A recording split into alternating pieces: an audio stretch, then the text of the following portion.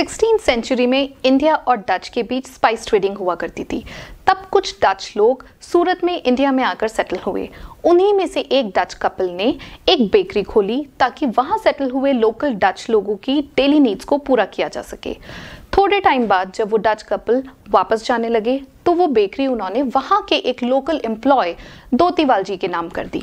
दोतीवाल जी उस बेकरी को बिल्कुल वैसे ही चलाने लगे और वही सब सामान बेचने लगे जो वो डच कपल बेचा करते थे। पर टाइम के साथ लोकल इंडियंस को उनके वो बेक्ड प्रोडक्ट्स ज़्यादा पसंद नहीं आए और उनका बिजनेस नीचे जाने लगा। तब दोतीवाल जी ने अपने बिजनेस को बचाने के लिए एक नई डिश तैयार की। उसमें उन्होंने मैदा, बेसन, सूजी, घी और चीनी मिलाकर एक तरह का बिस्किट बनाया जो टाइम के साथ बहुत पॉपुलर हो गया। उसका नाम पड़ा नान खटाई। हेलो फ्रेंड्स, मैं हूँ Garima. Welcome to mom's food studio. और आज बनाएंगे हम बहुत popular tea time snack nankhatai. But wait, there is a twist. हम लोग ये टी टाइम स्नैक्स या नान खटाई बनाएंगे आटा यूज़ कर। यहाँ पे मैं मैदे का यूज़ नहीं करूँगी। तो चलिए देखते हैं कैसे बनाया जाता है। नान खटाई बनाने के लिए मेरे पास है 120 ग्राम आटा, 60 ग्राम बेसन, 30 ग्राम फाइन सूजी, 80 ग्राम पाउडर्ड शुगर, 110 ग्राम घी, 4 से 5 इलायची का powder, 1 teaspoon baking powder, a pinch of salt, कुछ चॉप्ड पिस्ता और कुछ chopped almonds and 2 to 3 tablespoon of milk which is optional. आइए शुरू करते हैं आटा लगाने से। सबसे पहले हम छानेंगे आटा, बेसन और सूजी। यहाँ पर है मेरे पास एक बोल, मैंने उस पर सीव रख ली है और मैं सबसे पहले आटे को छानूंगी।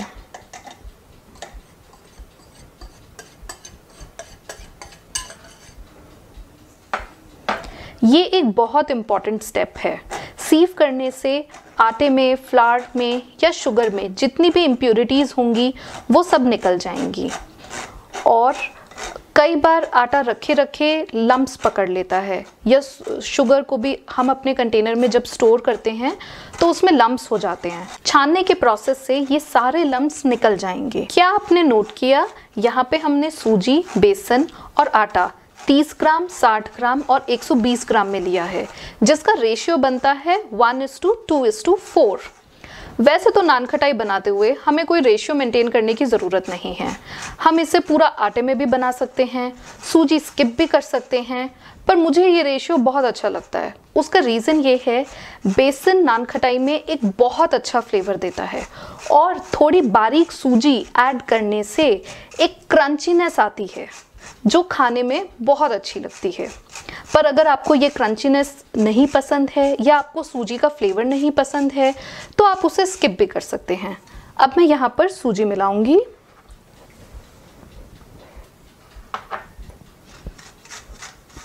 मैंने यहाँ पर फाइन सूजी ली है। अगर आपके पास मोटी सूजी हो तो आप उसे मिक्सी में पीसकर फाइन कर सकते हैं। इसमें मैं मिलाऊंगी नमक और बेकिंग पाउडर।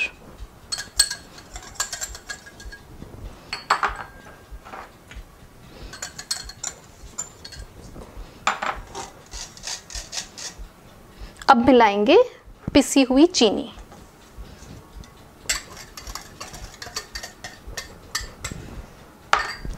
मैंने चीनी को बारीक पीस लिया था मिक्सी में।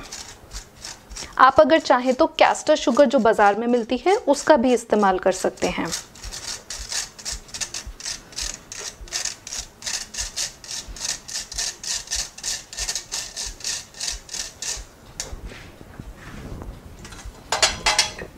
अब हम इसमें डालेंगे इलायची पाउडर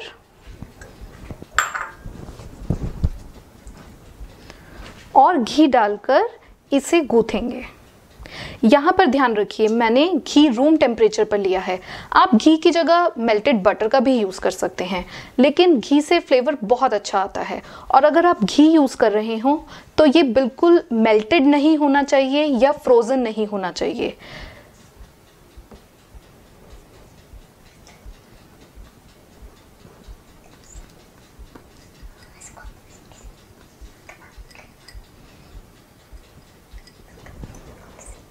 अब एक बहुत इंपॉर्टेंट स्टेप आता है।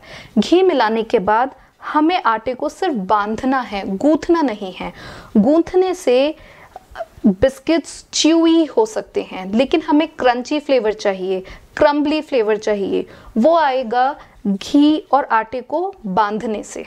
जिस तरह से मैं कर रही हूँ उस तरह से घी को आप बस मिक्स कीजिए।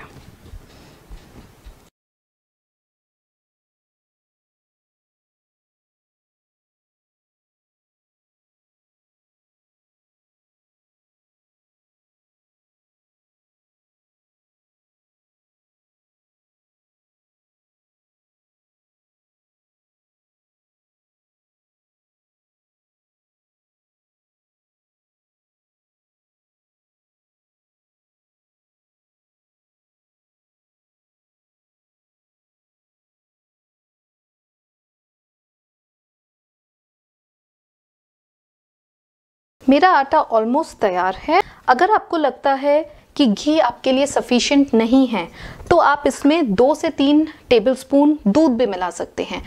अगर आपको नान खटाई ज़्यादा लंबे टाइम तक स्टोर करनी है, अगर आप ज़्यादा क्वांटिटी में बना रहे हैं, तो आप दूध की जगह पानी भी मिला सकते हैं, क्योंकि दूध एक डेयरी प्रोडक्ट है और उसकी एक शेल्फ लाइफ होती है। तो इसीलिए आपकी नान खटाई खराब ना हो तो आप दूध की जगह पानी भी मिला सकते हैं, या आप 1 से 2 टेबलस्पून ज़्यादा घी मिलाकर भी इस आटे को गूंथ सकते हैं। अब मैं आपको आटे का टेक्सचर दिखाती हूँ। हमें कुछ ऐसा टेक्सचर चाहिए। अब शुरू करते हैं हम बिस्किट्स बनाने से। अब स्टार्ट करते हैं इसकी बॉल्स बनाने से। मैं यहाँ पर मीडियम साइज़ की बॉल्स बना रही हूँ। आपको अगर पसंद हो तो आप थोड़ी बड़ी या थोड़ी छोटी भी बना सकते हैं।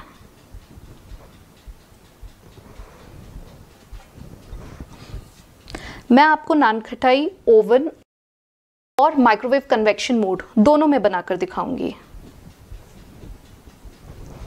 इस तरह से इन्हें रखिए, थोड़ा सा गैप दीजिए, ताकि जब नान खटाई थोड़ी फूलेगी तो उसके पास स्पेस होना चाहिए फूलने के लिए, बड़ा होने के लिए।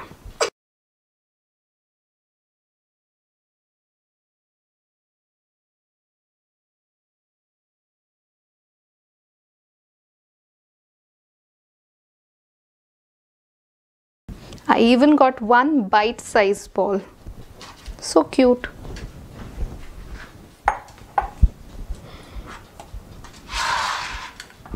अब हम फिंगर से इनमें एक बेंड बना लेंगे और यहाँ पे इसे हम अपने ड्राई फ्रूट्स के साथ गार्निश करेंगे।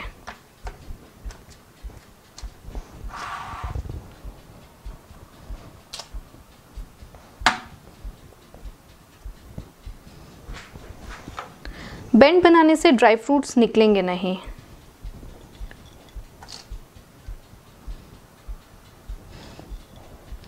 कम या ज़्यादा आप अपनी मर्जी से लगा सकते हैं।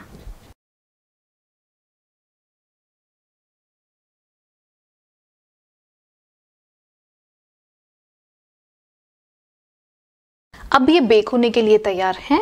अगर आप ओवन में बेक कर रहे हैं तो 160 डिग्री सेंटीग्रेड पर बेक कीजिए, और अगर आप माइक्रोवेव कन्वेक्शन मोड यूज़ करते हैं तो आप इन्हें 150 डिग्री पर बना सकते हैं। मैं अपनी नान खटाई को माइक्रोवेव कन्वेक्शन मोड में 150 डिग्री सेंटीग्रेड पर बेक कर रही हूँ। अगर आप ओवन में बेक कर रहे हैं तो यहाँ पे 160 डिग्री सेंटीग्रेड पर बेक कीजिए। मैंने अपने माइक्रोवेव कन्वेक्शन और ओवन को 10 मिनट के लिए 10 मिनट्स के लिए प्री हीट कर लिया था। प्री हीटिंग बहुत ज़रूरी है, उससे माइक्रोवेव कन्वेक्शन या ओवन का टेम्परेचर समान होता है और बेकिंग इवन होती है।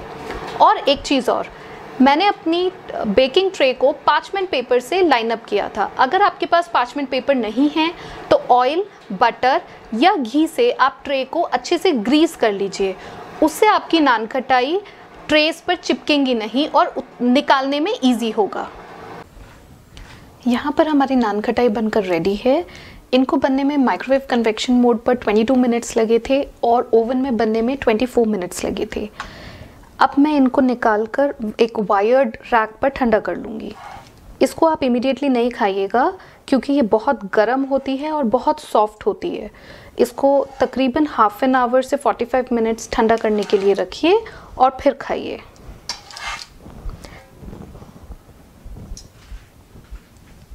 तो ये थी नान खटाई की रेसिपी। आप इसे अपनी शाम की चाय के साथ या दिन भर में कभी भी छोटी छोटी भूख लगे तो एंजॉय कर सकते हैं।